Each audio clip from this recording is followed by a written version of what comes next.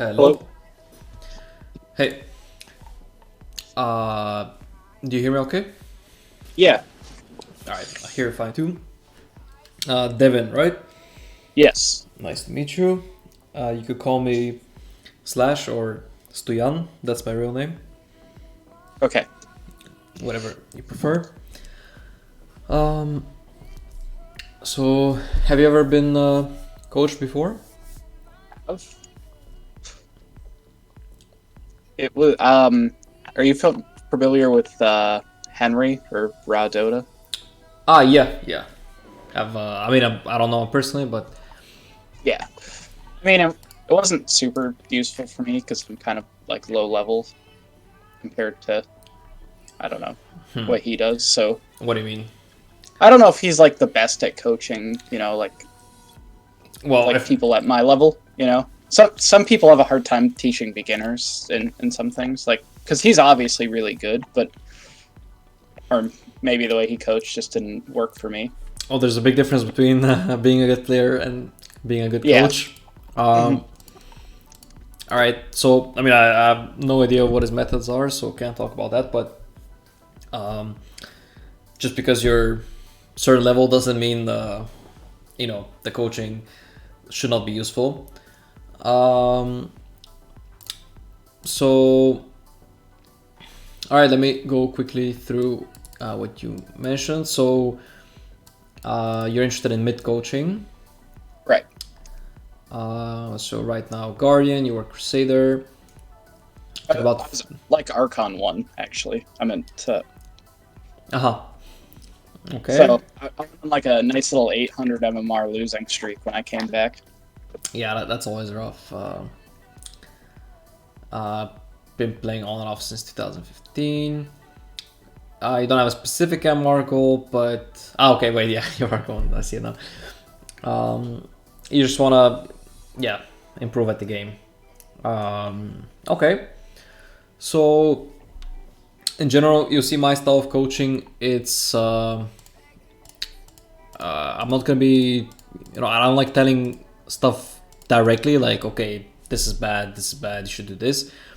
But I'll be asking you a lot of questions so that you can kind of reach the answers yourself, right? Because that's a much better way. Even though it's a little bit slower, uh, I have you'll to be able to understand teach myself moving forward, right? exactly, and you understand the concepts a lot better. Yeah. Also, by the way, I stream all the coaching, so I'll send you a link after. You can check out the VOD if you want to watch it again. All right, so let's jump right into it. I'm gonna share my screen. So before we start, before we start with the replay, checking out the replay, I'm gonna send you a Google Doc.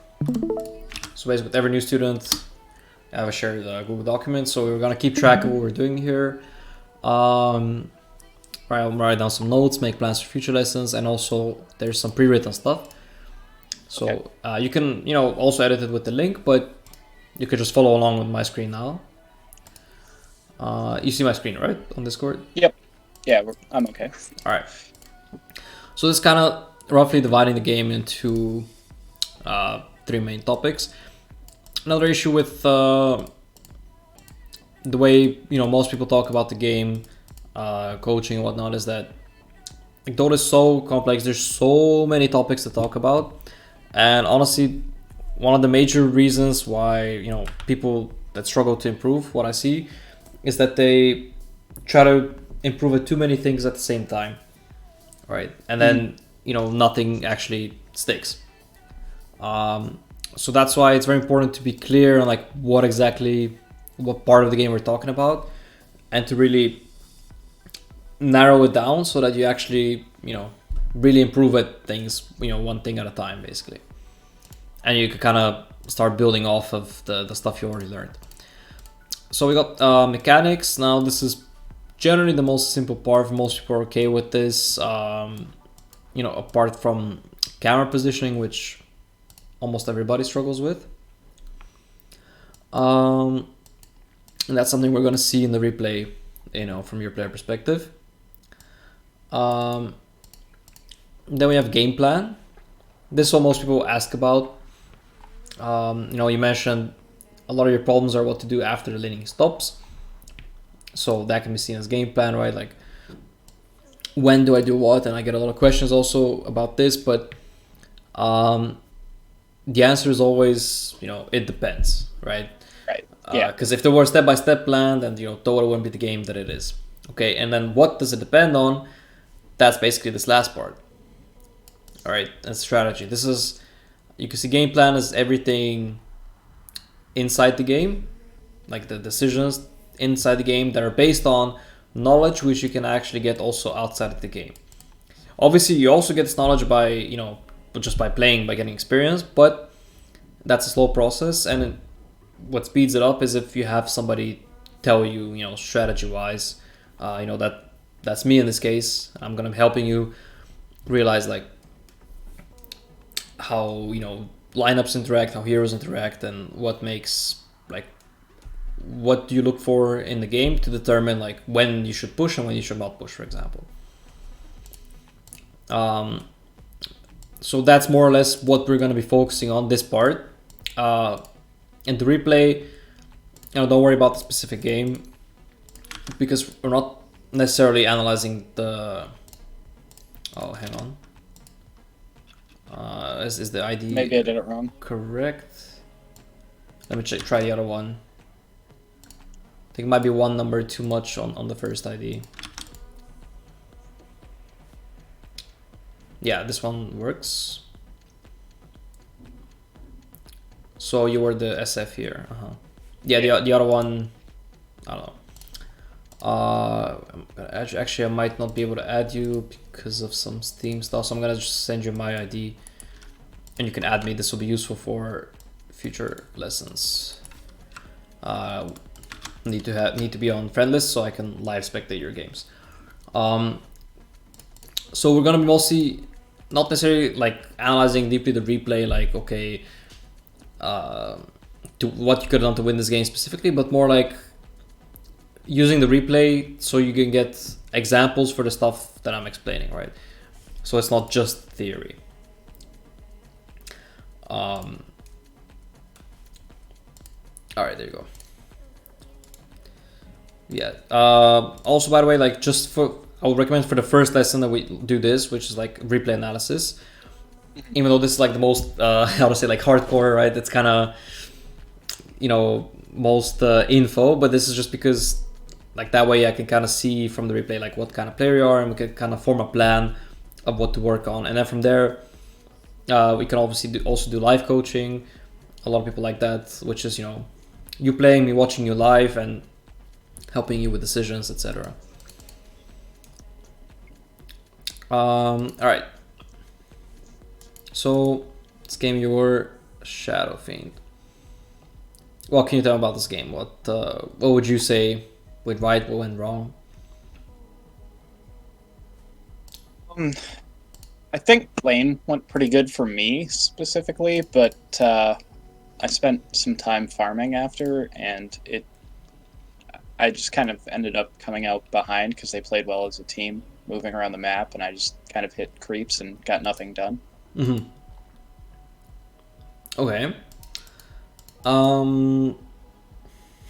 Interesting.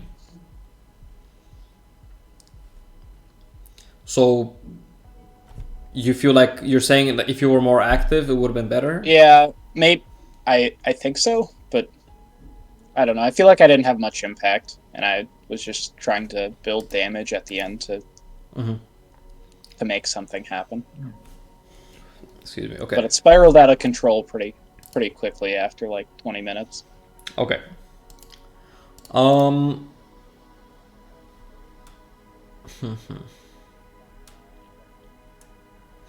Okay, so I'll start introducing some general concepts here. First of all, not, quote unquote. Actually, let me start by asking you, what do you consider being active? You say you weren't active. What does that mean? Either, taking objectives or putting pressure on the other team somehow, so they have to respond. Uh-huh. So basically you were farming the jungle a lot. Yeah, Okay. Yes, that's which definitely... kind of helps Invoker, because if we both just go farm and he's got a Midas, then Mm. we don't pressure him at all. Yeah. I mean, you do maybe outfarm him a little bit, but yeah, just farming the jungle is generally never a good idea.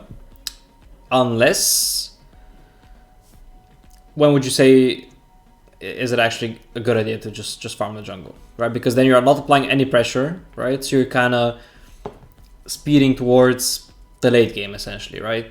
You get a lot of farm, but the enemies also get a lot of farm. So what situation would that be So I'm okay? playing like Templar Assassin or Elk or somebody where we're weaker and at the beginning, but stronger after we get farm. I mean, TA is a very specific hero because you hit a specific timing. No, it's basically when your hero is kind of like the trump card, right? You feel comfortable as the game goes later that you can win without counting on your team much, right? Well, few games are like that, but an example would be, you're playing PL and the enemies have like no counters, so you know that eventually you're gonna get too farmed to deal with and you can win. Still, even in those cases, it's a bad habit to actually just farm jungle and be passive, right? You want to be active, make space, for yourself.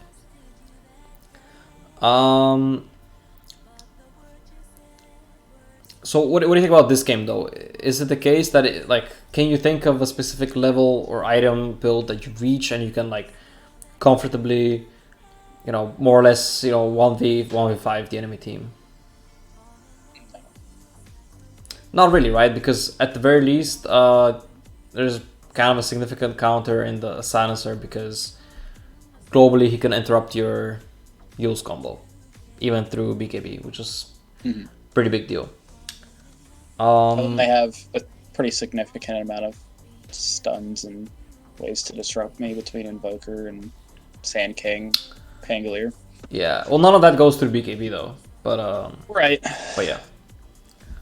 Okay, so as part of like what I said about keeping things in a narrow scope so we know what we're working with, so we can focus on specifics.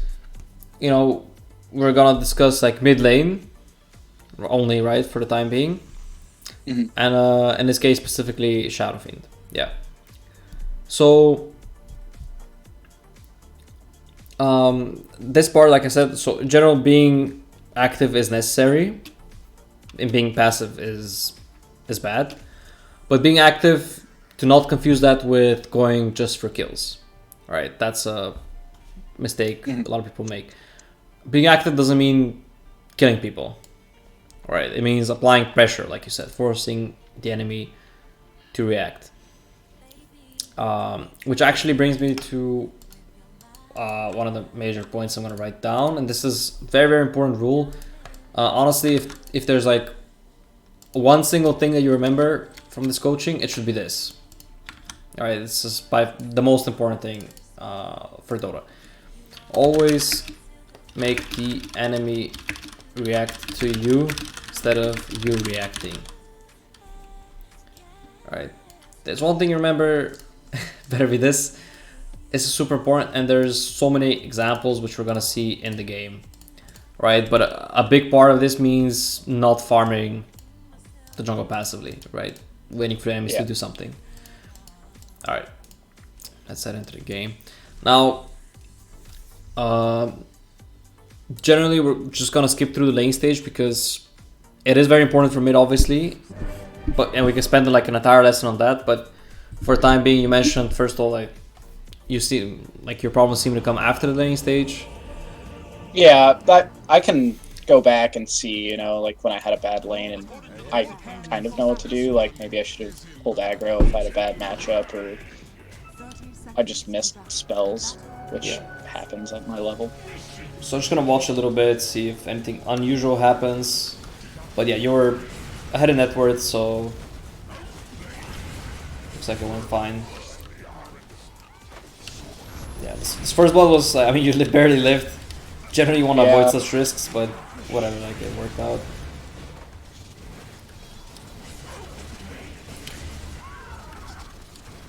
I kind of positioned myself poorly, and I was going to die either way, so I figured I might as well try. Well, I know you're already quite ahead of him. Runes, farming. Start farming the jungle. Level 7-8, it's very strong. Yeah. Again, there's a lot of talk about laning, but we're just... We can leave that for another lesson potentially.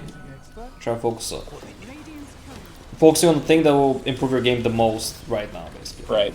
Yeah. Which will probably not be the laning, because since you're winning the lane anyway. If you get a tower at 11 minutes, okay. Cool. So, this is the first moment you kind of leave the lane. Looks like you're thinking of heading bottom. Okay, then you don't. Okay, start farming the camps. Okay, this is the first time that you make a move, essentially, right? Yes. And it's important. You see me do this a lot. I pause before the action happens to talk about it because, first of all, like a classic one, and I see sometimes when I watch videos of other people coaching, it's like they watch replay, the guy dies, and then he's like, "Oh yeah, you died here. That was bad." Well, like no shit, right? But that doesn't help, right? Yeah. What helps is for me to tell you before the situation happens, so you know also you start recognizing them yourself, these situations before they happen. And a lot of the times, like as I'm coaching people, like I tell them, okay, this is bad, this is a huge risk, you might die, blah blah. Then we watch it, and half the time they really do die, but the other half, like they get a double kill, let's say, and it looks really good. So this is important. Like you cannot base, your judgment of whether the play was good or bad based on whether it worked or not. Right.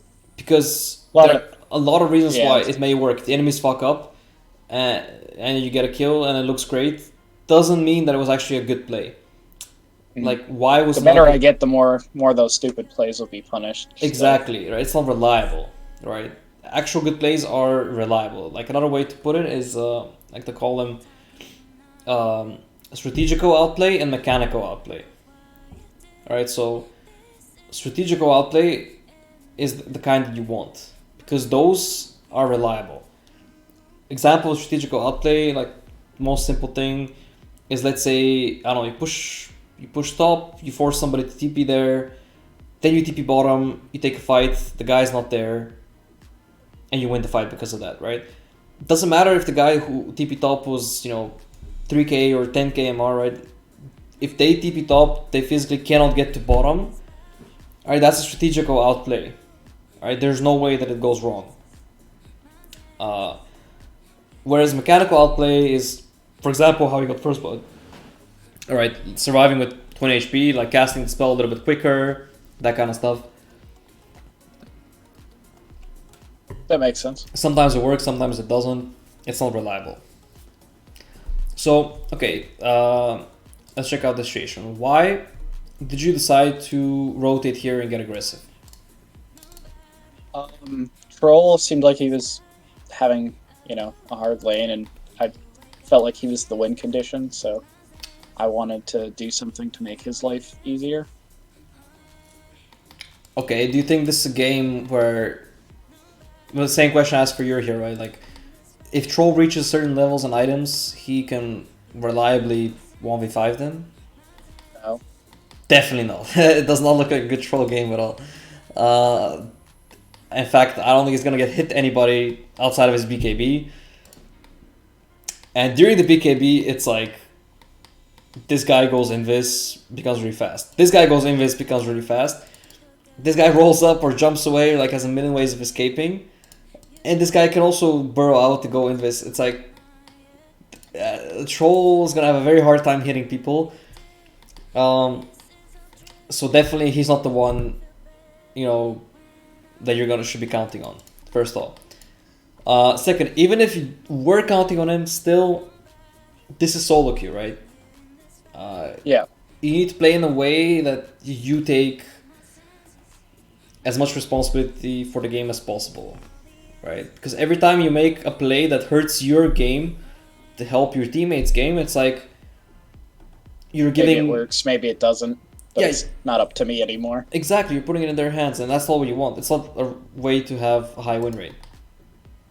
It might sound like, dick move, oh, don't help your teammates, but it really is like that. You're not playing on a pro team where it's like We're these guys working like together all the time.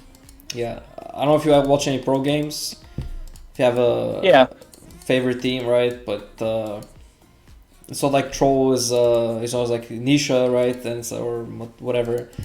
And if you give him a good time, he's gonna carry you. No, it's like some random guy in your pub. So don't hurt your game to help somebody else's.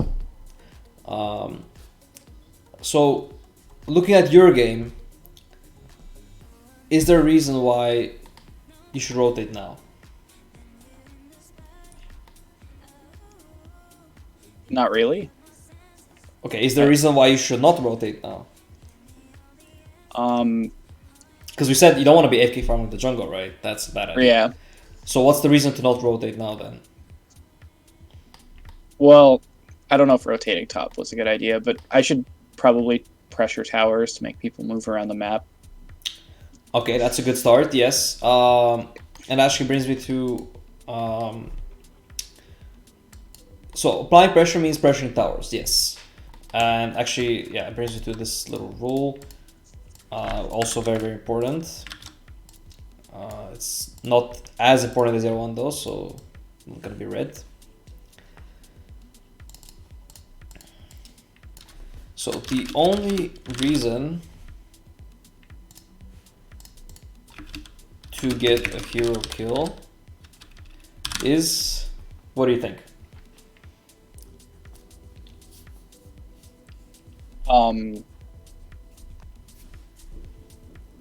If you had to pick one reason to get a kill, what would it be?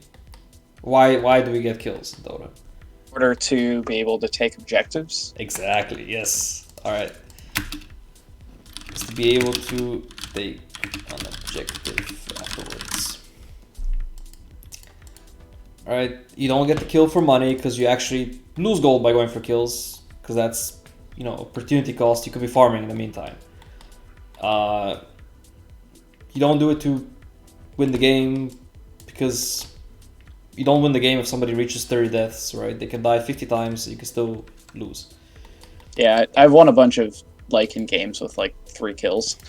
Yeah, exactly. So the only reason is to get an objective. Now, we're getting somewhere like, okay, goal is to be active, pressure towers, kills are to enable you to do that. But not all towers are equal. Alright.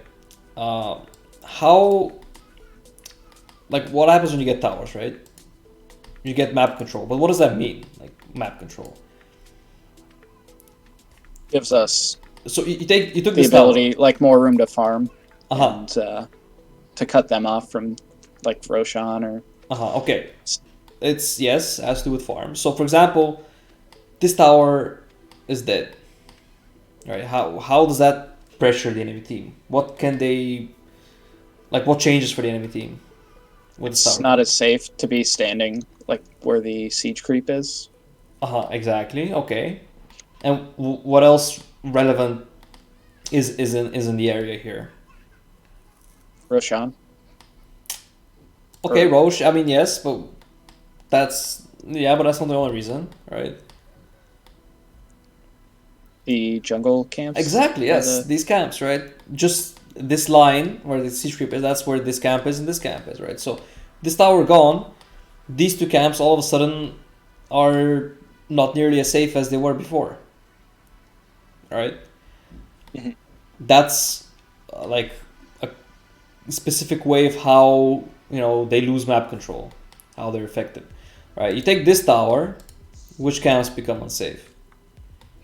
The big and the small camp right above it. Yeah, these two.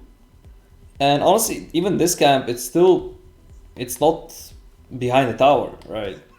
It's not that safe. Yes, you have the outpost. This gives very little vision though. So more or less, this tower, the entire kind of jungle, even this, almost all this jungle high ground, even this camp, right? If these two towers are gone, this camp doesn't feel that safe, right? You're still in front of all your towers. There's no towers, between you and the enemy, essentially.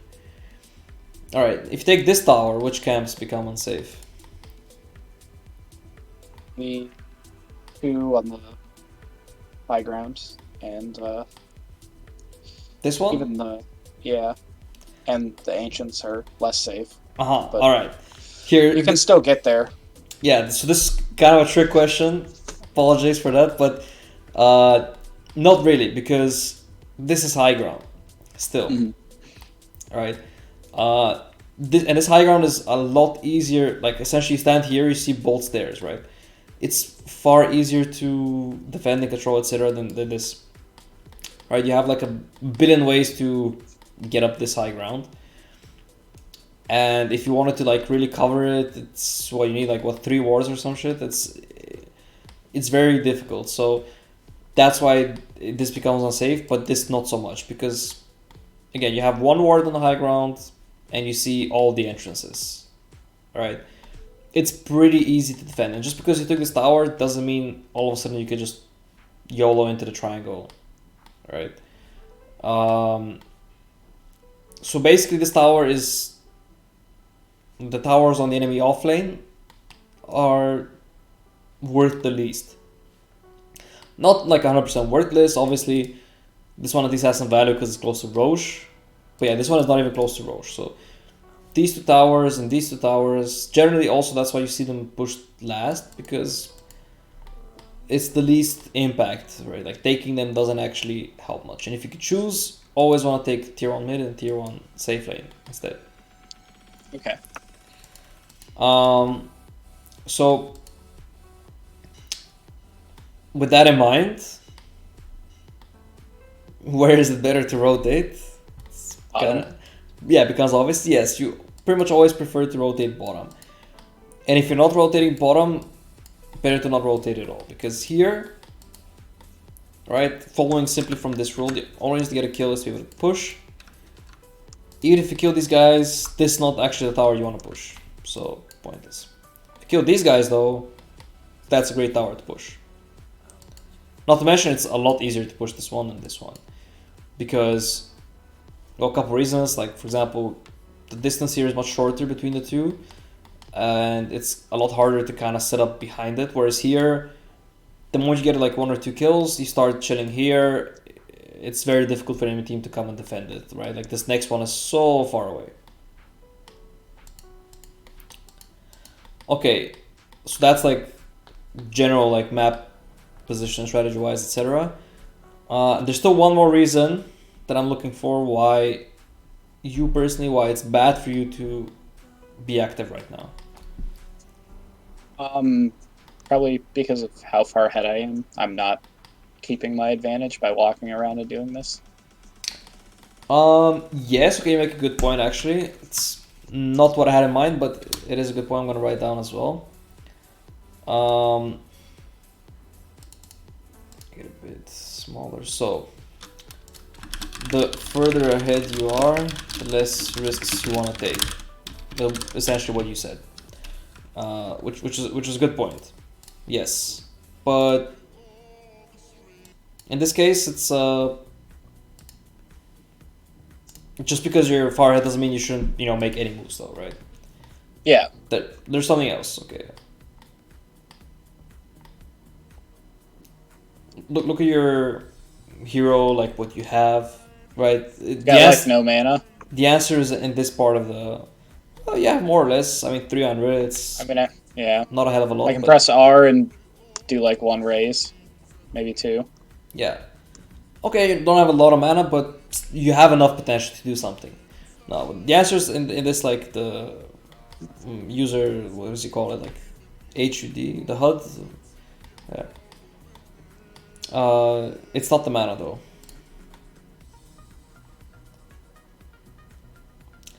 Or let's rephrase it. If you had to pick a moment where it would be good for you to rotate, what would that moment be? Again, looking at you personally, your hero. What would be a reason you're like, okay, wow, now's the time to go bottom and kill some people or whatever, or be active, apply some pressure. I got the Yules or hit it. Ah, there you go. Yes, it's the Yules, man. It's your first major item. When you have the Yules, that's the timing, right? Your hero changes. All of a sudden, you have a setup for your ulti, etc. So that would be a reason to make the play. Now, how much gold are you off of the Yules right now? Like 600, not right? a ton. Yeah. Just the recipe. How long does it take Shadow Fiend to farm 600 gold? Like, it's one of the fastest Not farms, very man. long. Like a minute 2 tops. Nah, 2 minutes is way less. 300 GPM. That's really, really slow. It's like a bit over a minute, maybe. So, you want to make that play now or make it play with the Yules? Obviously, wait for the Yules With first. the Yules. Yeah. Which does also bring me to item builds in general. Now, this item build is a very big topic, but it is very important. Like, so we're not gonna cover it completely, but I just want to introduce it, and that's gonna be another note here, which is very important. It's the question to help with item builds, right? So I tell this again to every student, every role, every skill level. This question is very relevant. Every time you're about to buy any item, ask yourself this: what can I do with this item that I cannot do without? Alright, a couple reasons why this is so important. First of all, if the answer is nothing, obviously it's a bad item. Second, by realizing what that is, it also helps you form your game plan. Alright, so what can you do? Let's apply this question to Yules. What can you do with Yules that you cannot do without? They should be able to solo kill Yeah, everybody but Silencer if he's 6. actually, As long as I can sneak up on him. it's kind of the opposite actually, because if Silencer is 6, he can, combo break you globally from killing anybody, except if you're going on him, he cannot, because then he's Yuled, right? Yeah. But yeah, so yeah, it gives you solo kill potential, right? Which you don't have otherwise, because everyone can just walk away from you. So with Yules, you can solo people. Now, does that mean you have to walk into the jungle, look for somebody to solo kill? No. No, but a lot of Shadow Fiends do that, even at much higher MR. Right, so what's the Seems problem? like a good way to die. Like, Okay, instantly. first of all, it's risky, you could die, yes, but what's the biggest reason why that's bad? You're not taking any objective. Yeah, there you go, right? Unless the lane's If pushed the creep wave's in you. here and there's a tier 1 and you're like getting a solo kill here, like how does that help you push a tower? It doesn't. Right, so where does the kill need to happen? Near the tower with a creep wave. So you can see like just how from these things you can already, like the game plan kind of forms itself, right? Mm-hmm. You get the Yules and then you look for a kill near the tower. Okay, what happens if you go near the tower and there's no enemy heroes there? How are you supposed to get the kill? Like, what, do you go back to farming? Push the lane in and see if anyone TPs. Okay, and what if nobody TPs? Keep pushing the lane as long as I can see other heroes.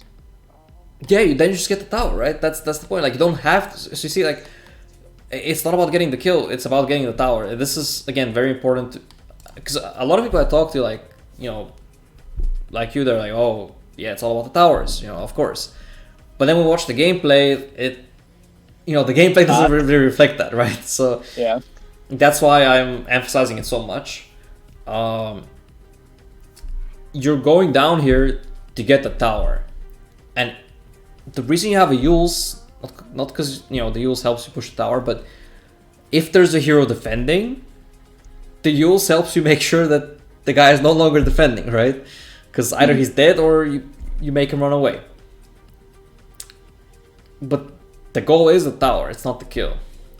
So, and the tower is always here, same spot, right? Every game. So there's no way that your plan can not work, basically. So to kind of summarize, whatever happens here, it's a bad idea because A, it's on your safe lane. B, you're super close to the Yules.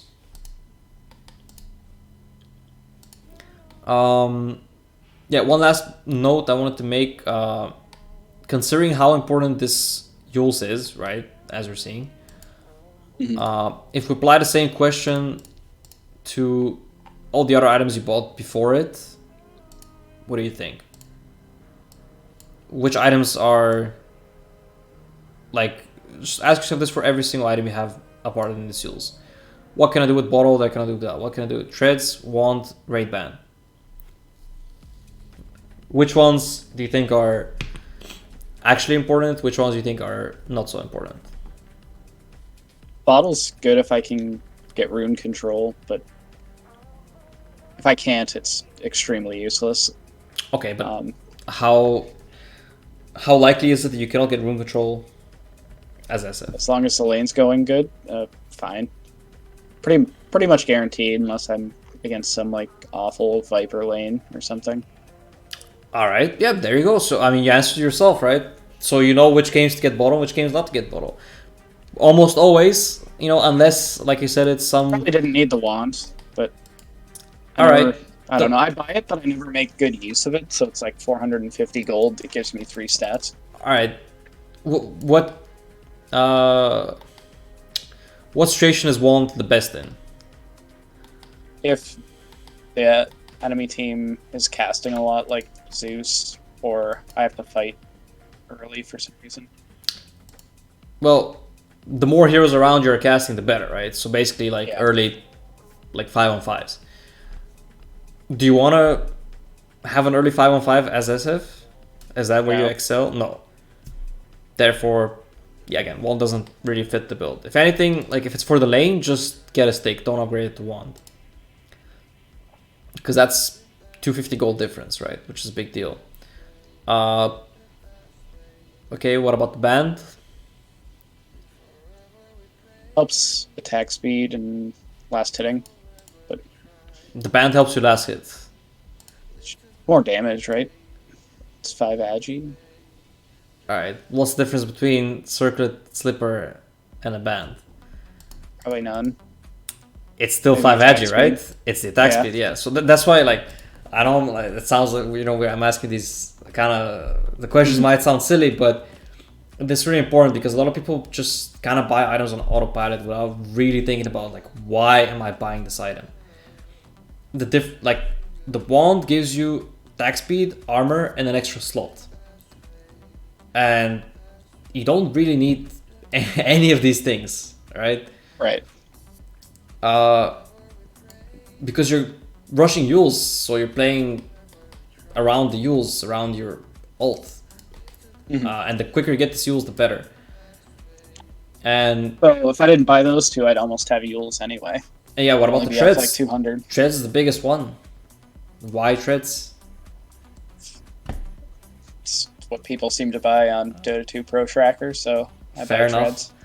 Alright, but here I am telling you, like, again, the treads. Yeah. If you didn't have treads, you would have Yules by now, first of all. Or even sooner. And second, like, treads, it doesn't change anything. Like, treads is good if you're going for a right-click SF, which I wouldn't recommend in the first place. It's not a good idea for solo queue, because right-click SF depends a lot more on the team than this type of SF. You're really squishy and die fast. Well, you have no disable, so basically, if your team doesn't stun people for you, you're useless, right? That's the point of. That's why right-click SF is bad, and that's why magical SF, you don't need a team because you have your own setup. You can actually get solo kills, you know, which you cannot do as a right-click SF. Yeah. So basically, go straight for the Yules, you know, fuck all these small items, and you're gonna hit your timing a lot quicker. And your game wouldn't really suffer in any way. Alright, so you do get a free kill on the SK. Alright, that's, you know, awesome. And then you decide to kind of pressure the Penguin, and then you just TP mid. So, end of the day, like, although I got nothing done and made like 100 gold on a support kill. Yeah, so you actually lost money by TPing, right? TP is 90 gold, sorry. So this is important. Even though it worked out, you got a kill, you didn't die. It was actually a loss in terms of gold. Get your Yules. Alright, so what we're saying, like now the best play would be rotate bottom, work on this tower, yeah. Push mid out first, that's awesome. Alright, what's the problem here? I'm just gonna burrow away. This guy's a Falcon Blade, that's really weird, yeah. Sorry, what did you say? He's gonna just burrow away unless we somehow hit this stun. That's not the problem. And we have no idea what's up the hill. And we're... Both those things are true, but neither of them are actually the problem. And we probably get nothing done after we kill Exactly, that's the problem. You kill this SK, and then what? Nothing. And we just established, right, like you're actually losing gold by going for kills instead of fire. So if your goal is to get gold, right, to be passive, this is a bad play. And if your goal is to be active, to pressure towers, this is a bad play, right? So no matter what you're trying to do, killing this support... Is this support SK, I guess? Yeah. No matter what you're trying to do, killing this SK is not the right choice.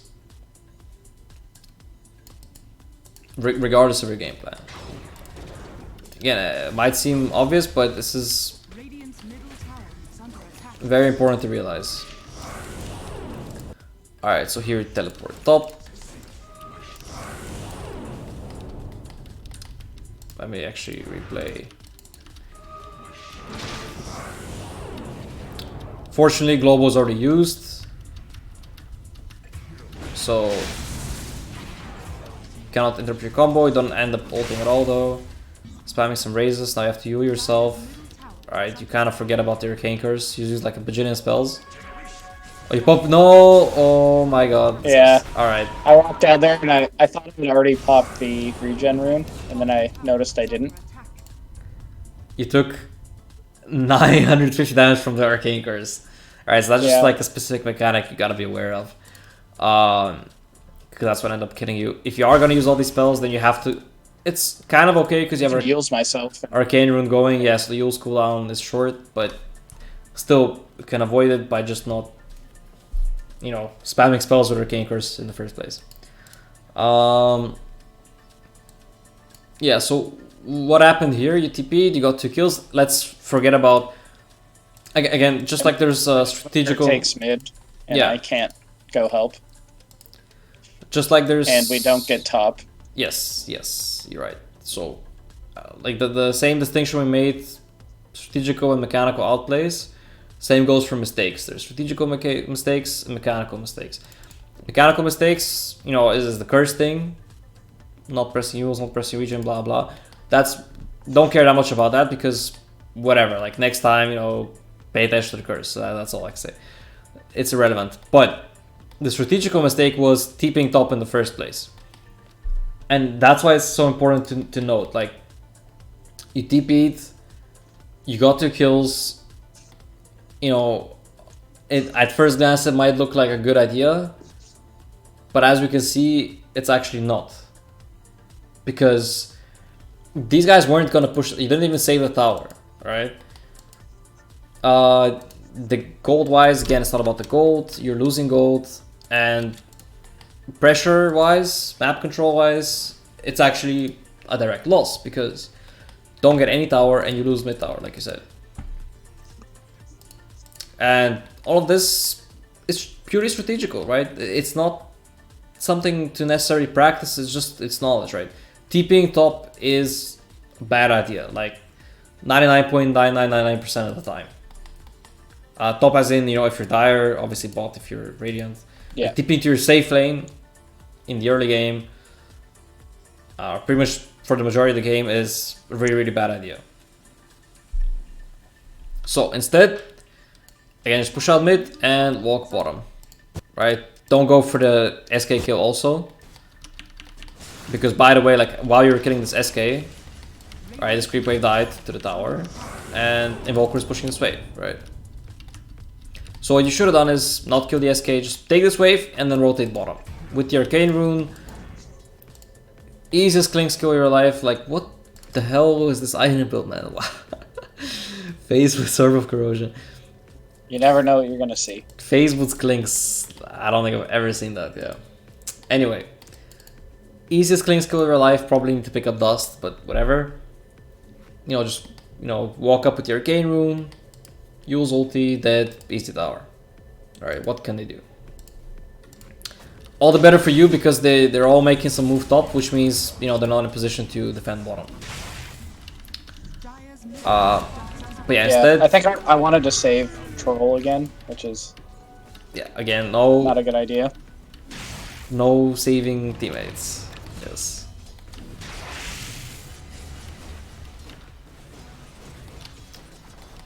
Alright, so now another Arcane Rune, pretty lucky. Okay, this is the first time that you're rotating bottom. 16 minutes, right? That's definitely too late. Considering you're having a pretty good game, you won the lane, you even took mid tower, which is a really big deal. Like, that should set you up for an easy win, to be honest, if you get the enemy mid tower that early. You'd be surprised how many times I lose after that. Yeah, so, but that's what I mean though, like, that's, in a way, that's also the hard part, right? So if you're already accomplishing that, then you're already putting yourself in a winning position. It means you don't have to do anything crazy after that. It just means you have to not throw away that advantage, essentially. So yeah, 30-minute Yules. That should be the time you rotate bottom, but you don't do it until 3 minutes later. And also this Yules could be, like I said, a lot quicker if you skip some of these other items. So you rotate bottom. No protection, oh well. Push the lane, nice. That's your perspective as you're doing this, actually. Okay, definitely, yeah, I want to be carrying Dust here instead of making this play. Now, as you're doing this, you do want to check out the rest of the map a little bit. Right, or at least the mini-map, because we see SK is mid and we see Pango shows top. Both have TPs. Alright, now, if I hit balls right here... I should back up. Yeah, why? Because we can't see anyone. Everybody's missing, first of all. Second of all, if these two things are true, right? You showed yourself bottom on the creeps, and the entire enemy team is missing. Right, so what are they most likely doing? Probably TPing into those trees right there to stun me and kill me. Probably running at you, right? Because if not running at you, then they're running at your team, but then you would see them. Right, so what do you think is the best play right now? Or like, you know, 5 seconds ago, let's say, before you ran into the tower. Back to basically this push out mid or farm our triangle on the way there. No, actually no. This is a subtle moment. I'm glad we found this moment in replay. The best play. Alright, I don't want to tell you directly, so I'm gonna lead you to the answer with questions. If you don't know what the enemies are doing, right? It's likely that they're going for you, but we can't know for sure. So let's say you walk to the triangle to farm, right? Safe play, okay. And then like 5 seconds later, you see that, you know, all the enemies are gathered top, trying to dive, you know, the troll again, or just pushing this tower. If that happens, where do you want to be in that case? Bottom. Yeah. Pushing the tower. But this fight might take 10-15... It's going to take you like 10-15 seconds to get there, you know, to push the wave, etc., to reach the tower, and by then the fight might be over, so you lose the opportunity, right? That's the first thing. Second, that's the scenario that they're about to do something else, right? Not go for you. The second scenario is that they are going for you, right? If they are going for you, from where are they gonna come? Likely from the T1 tower as a TP, but they could walk down by the small camp down the stairs. Yeah, so they're trying to catch you, right? I mean, this is a tier 1 situation, or it could be happening, talk about this tower or whatever. It depends a bit on the heroes, how mobile they are, etc. But if they're trying to catch you, apart from TPing, they'll try to backstab you, right? They will expect you to walk in a straight line back to your base, which is what like almost everybody does. And they will cut you off, right? They're gonna come from here, from the jungle, basically from all these directions from mid, right? So what is the play that's basically good in both scenarios? It's good if they're about to do something else. Right, we said, let's recap. If they're about to go top, let's say make a play, the downside of being in the triangle is that you're not in position bottom to immediately take advantage and push the tower, right? Mm. And if they are going for you, the downside is that you're basically running into them because they'll expect it and backstab you, right? So what's the play that, you know, is actually good in both scenarios? This one is hard, right? It's very, very counterintuitive. So I wouldn't be surprised if you don't. Could just stay in the woods. I don't. Which woods? I mean, to the right. Aha, very important. Yes, that's it, exactly. Stay in the woods to the right, not to the left, because that's where they're coming from. These trees on the edge of the map. These trees are so important. Every game, I would say it's one of the biggest differences. Like, lower level players pretty much never use them, honestly. And you see higher level players spend a lot of time there. That's the best place to be, because if they're going for you, they're not gonna find you, first of all. Like, you're running directly away from them, you go into fog. If you want to TP out, that's the place to do it, right? The most safe way. Also, they will think that you TP it out, probably, if you run into those trees. And that's the case that you're going for you. And if they're not going for you, right, you're in these trees, you wait 10, 15 seconds. That's why it's counterintuitive, because it feels like you're not doing anything. But it's just that you're potentially in the correct place that you want to be, you know, in the near future. If that makes sense. So you wait 15 seconds, they show top, boom, you pop out of the trees, easy tower. Alright. That would be the best play here. Okay, so you run back. Okay, it turns out they're actually top and everything's fine. But you see, like, if the Invoker was running from mid to kill you, right, you're essentially walking into him, right? Yeah. I would have died, for sure. Yeah, and again, like, this specific game, okay, yes, Travel's Midas probably can't kill you, okay, but you know, it could be Evoker and SK, you never know. I mean, okay, SK is showing. It could be Evoker and Pango, right? That's what I'm saying, like, this replay is just an example, but it could also be a mid-hero with more kill potential, right? It could be a Void Spirit, catches you, clinks, comes over, boom, you're dead. Right, that's why this is risky. Anyway, you see a bunch of heroes top. Wait, actually, let's replay what we saw on the minimap. We see Silencer, see SK, and even Pango shows up. Alright. So if there's 3 top, and this Clinks is here, what do you think Evoker is? If you had to take a guess. Probably bottom, but I don't really know. Bottom where? Behind the tower. You think he's protecting the Clinks? I think Clink's just TP'd. No, Clink's didn't TP. No? You're forgetting. Wait, let's go back like 30 seconds. What happened is you rotated from mid, ran into the Clinks, and he pressed in this. Right? This is what led up to the situation. I forgot about him. Sorry? I forgot that Clink's ran. Yeah, no problems. Yeah. So let's see. The last place you saw Invoker was here. He has travels though. Yeah. No, but just like logic-wise, right? I mean, maybe he's top 2 since there's so many up there. Yeah, what makes more sense that if he's being aggressive, he's with them, right, to be aggressive, and if he's not, what is he doing? He's farming, probably. Right? And if he's farming, he's probably not gonna run towards the Clinks, right, to share the farm, right? He's gonna farm the safe camps, most likely. We can find out if you just double-click. Okay, yeah, he's in the triangle. He's farming nearby. Top. So you see 3 heroes. Well, you see 4 heroes actually, and the only hero you don't see is like Rush Midas and is farming most likely. So what do you think we should do now?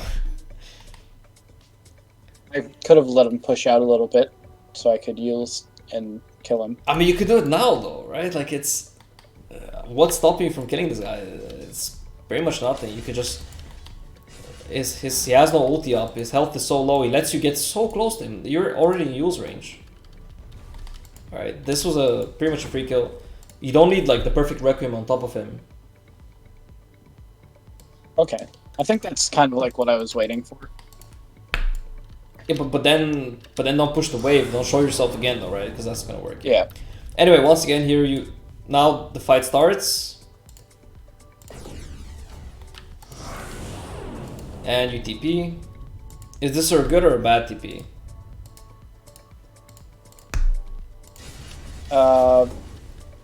Bad, since I probably could have just taken bottom.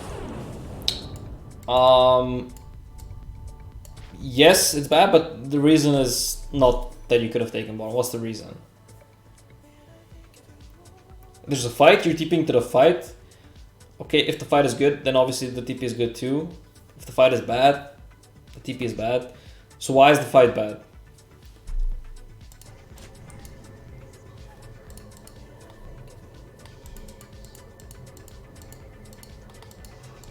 What do you think? What makes this a path? I mean, use global, right? Global's cooldown. We're spread out from we're spread out from like 3 different directions, so it's kind of hard to. Well, I mean, Magnus looks in a pretty good spot to me. They don't see where he is. They're jumping your support, which is kind of what you want, right? Like, do you want them to jump your low net worth guy?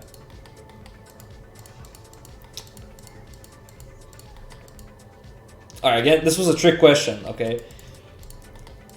What makes the fight good or bad has nothing to do with the heroes or how the heroes are positioned. I'm gonna point you back to this one. Hero kill, like what's the point of a fight? It's to get hero kills, right? So why is this fight bad? Probably not going to take any objectives. Yeah, after. it's just because it's top. That's it.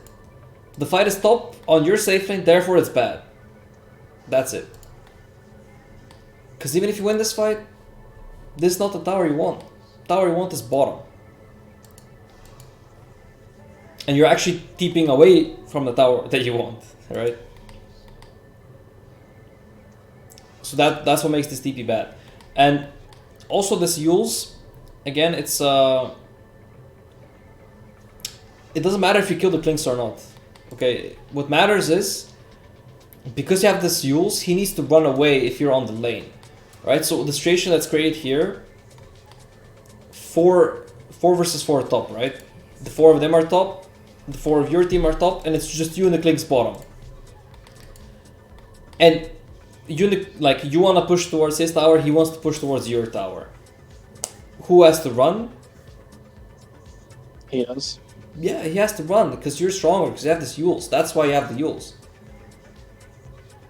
That's the whole point of, well, everything really. It's that one guy cannot solo defend against you.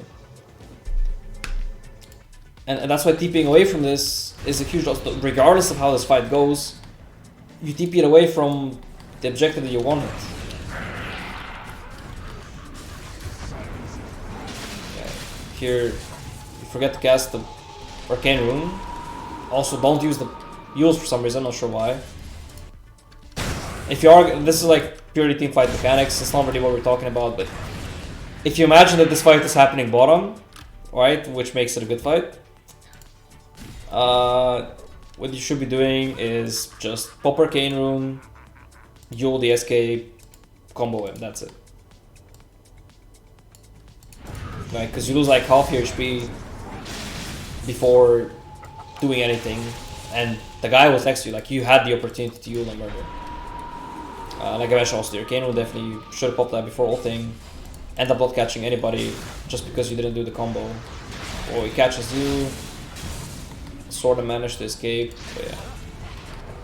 Lucky. Yeah. Alright. So you get the point there, right? Like why? Mm-hmm.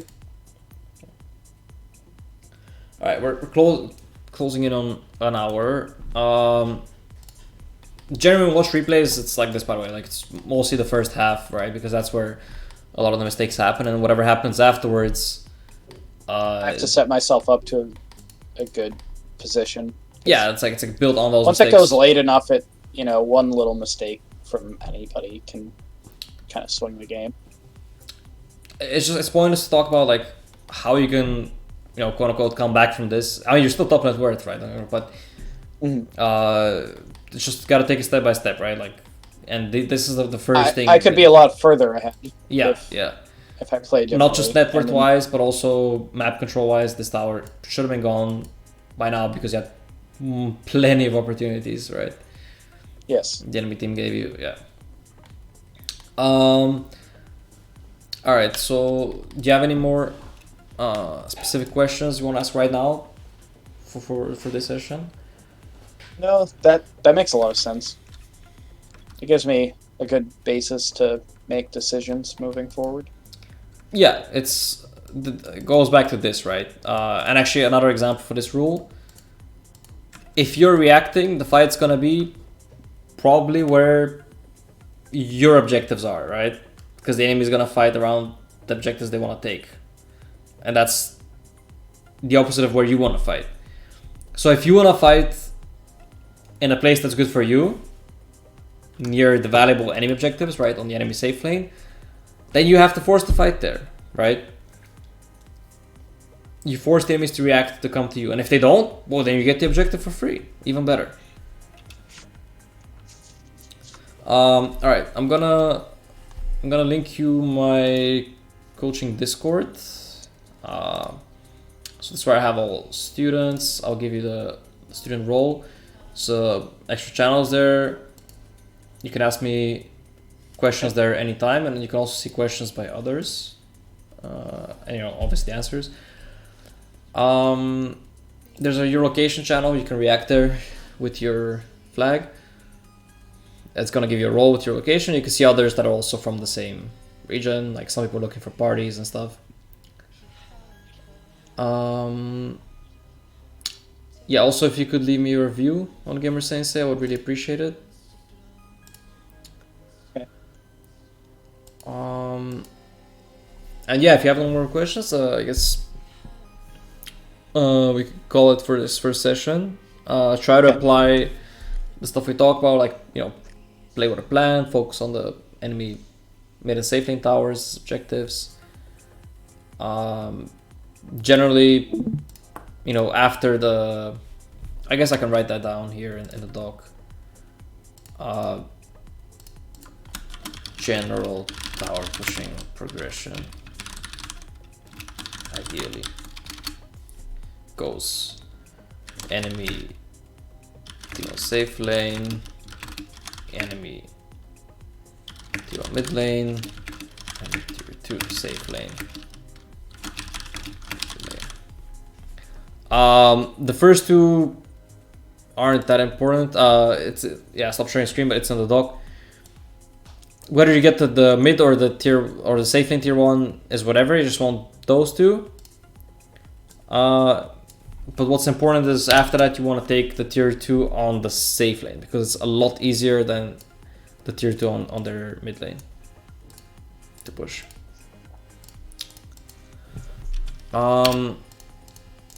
Alright, man, I'll send you also the vault from Twitch. Is there an amount of time between lessons that you recommend? Well, time not necessarily, because it depends on how much you play, basically, right? I would recommend like you get at least, I don't know, 4 or 5 games in before the next lesson. So for some people that's like half a day. For some people that's like a week. So that's why I play quite a bit. Yeah, so that's up to you. Just try a couple games where you apply these things, and basically the idea is that then we can, once you're trying that, you're gonna run into new problems, right? You're gonna get further, so to speak, in the plan, and then we can work on those things. Yeah. So yeah, just message me. Whatever, yeah, we can set up a new time. What times work? Never mind. You wrote it down to me, so yeah, we can set up a new time.